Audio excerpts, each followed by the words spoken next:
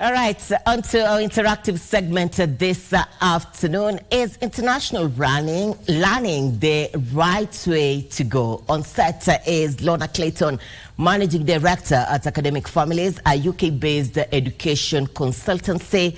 Welcome on set, Lorna. Thank you, Irene.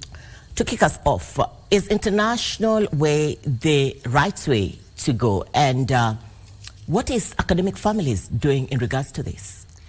Well, I believe that international education is a very strong argument for parents to develop their children and give them the opportunities in life, even if they're coming back home, wherever that is. We support families around the world, but in particular in Kenya, to educate their children overseas, but at the boarding school age in preparation as a pathway to university. We have had so many challenges of people going abroad to acquire this education, and it ends up to be very messy. What are the measures we are putting in place, at least to improve the international education, even as we aspire to acquire it on that level? Well, unfortunately, you are right. Some of the messy situations you described are at the university level, and that's why we strongly advocate that parents will consider, at least for 2 years, if not longer, to send the children to boarding school, where the children will be fully supported in the boarding environment, and then they will be better equipped when they progress on to university, whether it's in the UK, Canada, the States, wherever that may be. We also offer guardianship, so a bit like you being your big sister, if you sent your child overseas, the things you'd ask your sister to do, we provide all of that support for our students in the UK. But because we're a big sister, we also keep you right. We tell you what you need to do as well. So all our children, our motto is safe, happy, successful students, and it's very much in the age group and the group that we work with. The children are very, very successful and adapt well. From the high school level, there is the university level. There are challenges that come with it, especially financially. How are we trying to bridge the gap? There needs to be met on financially, and at the same time, one needs to acquire education. Well, none of us can get away from the fact that education is very expensive, full stop, and international education is also expensive.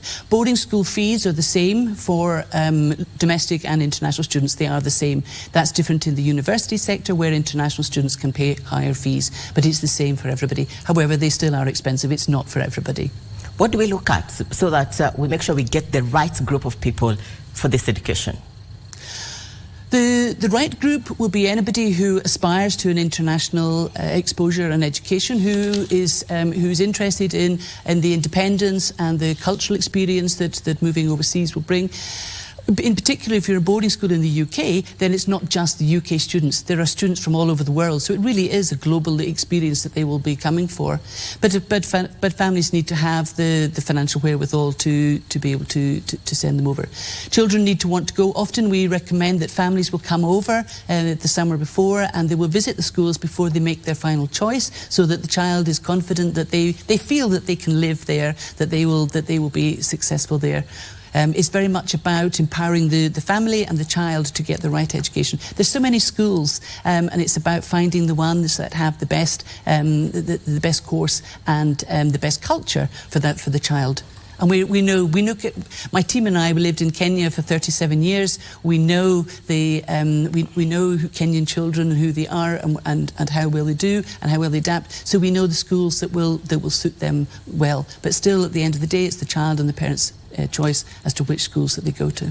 Academic Families is an institution based in the UK, but then we're looking at the challenges that are facing learners abroad. We have quite a number of Kenyans who are in the UK pursuing their education. How are we trying to fill the gap, especially the need of making sure a parent is comfortable when my child is pursuing education abroad?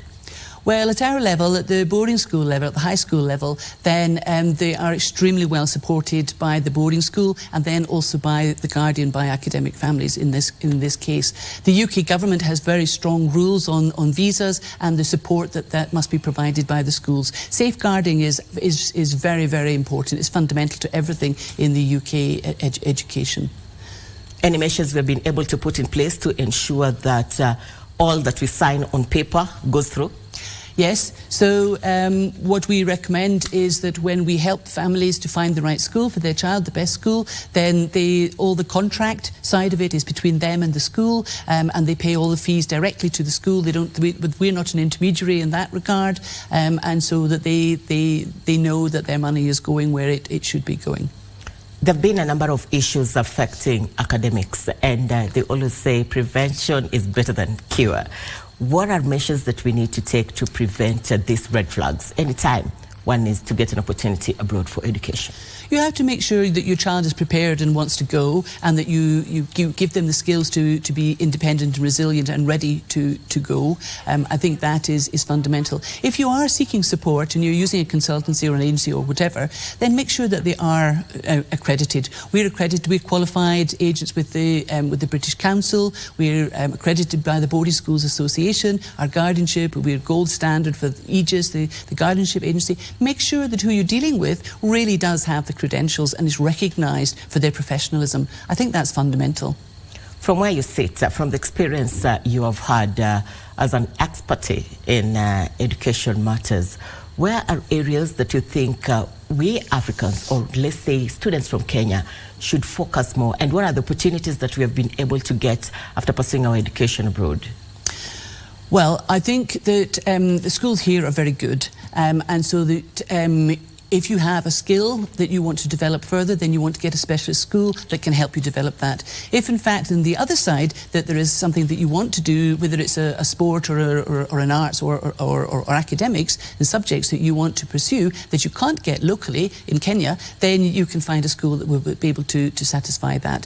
And then the opportunities within the universities, British education and will take you anywhere in the world. It is recognised. Most families use it as a pathway. The school is a pathway into British universities, and the children go on to the Russell Group and the top universities within the UK. Don't ever doubt Kenyan children, their abilities. Kenyans are highly sought after in the UK. They are great. The students are able, academically able. They're great in boarding houses because they're sociable. They're resilient, and they're really strong. Schools really want Kenyan children. They like them. You're good. How would you compare the education for British curriculum being pursued in Kenya and the British curriculum back abroad? Is it something we can do it back here or at home? British curriculum taught in Kenya is very good, and so that means that those children can then move over very easily. The difference comes in that your schools are smaller, and maybe the competition between them for sports is different, is not so strong, and just the opportunities that you have and the independent life that the students can live, that is different. But no, your British curriculum schools are a very good stepping stone. What will be your parting words as we come to an end of this? My parting words are: consider it. It's very good. Encourage your children to step out. With technology nowadays, mums, especially mums, I've done it, most of my team, we've done it, sent our children away, and it's hard. It's very hard. But you have to be proud of them, and you have to encourage them to go and to be good global citizens, and we can help. We're bringing lots of schools out to visit families, and they're here in Kenya this weekend in Nairobi, and yeah, give it a go. How far when you come to that conclusion, you've talked about AI. Where do you rank Kenya on AI? Oh, I'm not sure, but I don't doubt that Kenyans have the technology there. I don't know, but AI is here to stay, and we have to adapt and learn from it very quickly. But make sure that learning is not just taken over by AI. You still have got to be able to use AI as a tool and not rely on it to replace the education. Thank you so much, Lorna Clayton, Managing Director at Academic Families, a UK-based education consultancy. Talking on education matters. Is international learning the right way to go? Thank you for having you. Thank you very much, Irene. Welcome back once again.